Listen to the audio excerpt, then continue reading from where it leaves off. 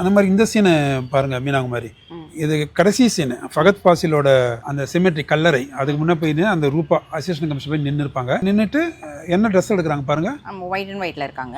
அது டைரக்டர் என்ன சொல்ல வராரு எனக்கு தெரியல, I maybe wrong also. Fahadh Faasil மேல ஆரம்பத்தில் அவங்க கோவப்படுவாங்க, எல்லாம் பண்ணுவாங்க. நம்மளை விட இவ்வளோ நம்ப மாட்டேங்கிறாரு நம்ம எஸ்பி சார் ரஜினிகாந்த், நம்மளை விட நல்லா இவனை நம்புறாரு. ஆனா இவனும் நம்ம செஞ்சு கொடுக்குற வேலையை விட நல்லா வேலை செஞ்சு கொடுக்குறான். இத்தனையும் ஒரு சாதாரண சிவிலியன் இருந்தாலும் இவ்வளவு நல்ல வேலை செஞ்சு கொடுத்து நல்ல பேர் வாங்குறான், நம்ம நல்ல பேர் வாங்க முடியலையே அப்படின்னா எப்பயுமே இவங்களுக்கு சபார்டினேட்ஸ்க்கு ஒரு கோவம் இருந்துகிட்டே இருக்கும்.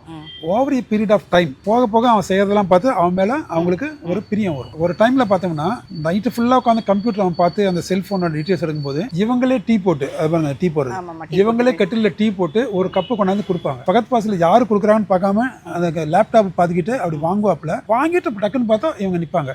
So it shows so she got some affinity towards him over a period of time. அதனால தான் கடைசியில் கூட அவன் இறந்த பிறகு அவனோட கல்லறைக்கு முன்னாடி நின்று அவங்க ஒயிட் அண்ட் ஒயிட்ல இருந்து நிற்கிறாங்க.